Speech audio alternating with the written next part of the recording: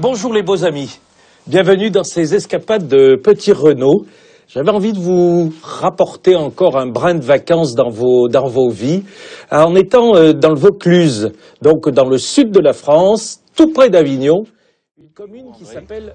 Je pense qu'André, il a eu un petit moment, il est allé dans les vignes avec Daniel. Avec Daniel, Daniel Coulon. Tout à fait. Quel vigneron Daniel Coulon, absolument extraordinaire. Ah, oui. C'est-à-dire que dès qu'on cherche André Trestour ici, il n'est pas là, il est parti dans les vignes. Il gambade. Ah, oui.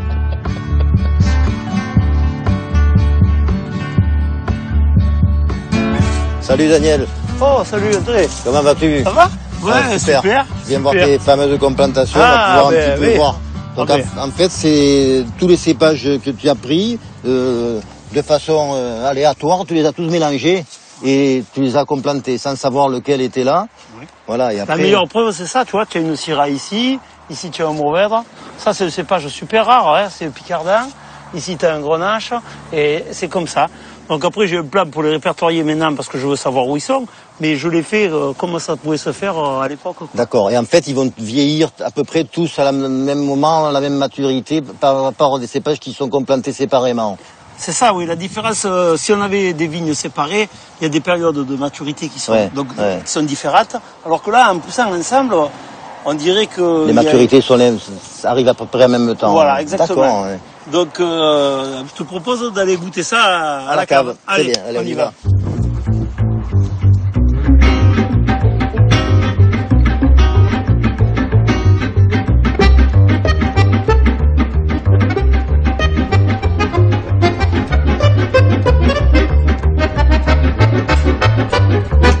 Ça, c'est le Château Neuf, hein, bien entendu. 2013, ici on goûte, hein, mais... Donc c'est cette fameuse collection des 13 cépages que j'avais fait. Donc pendant 5 ans, j'ai repéré déjà tous les cépages dans mes vieilles vignes. Je les ai marqués et je les ai conservés. Et après j'ai planté le porte-greffe, donc les vignes américaines qui ont servi... Ça remonte à combien de temps? En tout, ça m'a pris 7 ans. 7 ans, d'accord. Et les bois, tu les as, ils avaient combien d'années? Donc les plus vieilles vignes que j'ai pu récupérer comme ça pour faire ce conservatoire-là, c'est de 1902. Oui.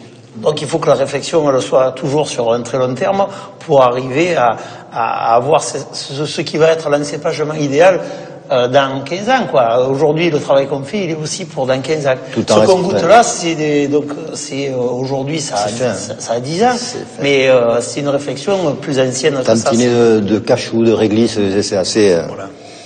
C'est ça, c'est à la fois un peu de floral épicé, mais ce cachou réglisse, c'est toujours de l'épice, mais c'est presque un peu floral avec la violette, presque là, c'est très intéressant. Oui, mais enfin, quoi qu'il en soit, il faut bien dire, c'est pas de la chimie. On est sur on fait parler le terroir, donc il faut que vous n'oubliez pas le terroir. Je pense que sans le terroir, ça n'existe pas. Hein. Ça me plaît beaucoup ce que tu dis là, parce que après, ça fait partie vraiment de ce que j'aime aussi dans le travail du vin et dans le vin, et on travaille tout en biodynamie, donc ça permet de révéler au maximum le terroir. Tu es en biodynamie de toute façon, toi. Tout est certifié sur la totalité du domaine. Donc pas de pesticides, voilà. Ça c'est important. Beaucoup de tisanes de plantes, des préparations biodynamiques bien entendu pour la vie du sol, pour l'expression, etc.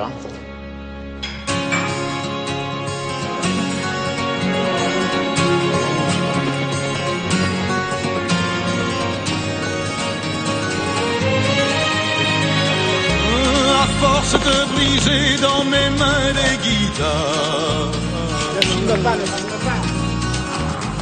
Sur des scènes violentes ou des lumières bizarres.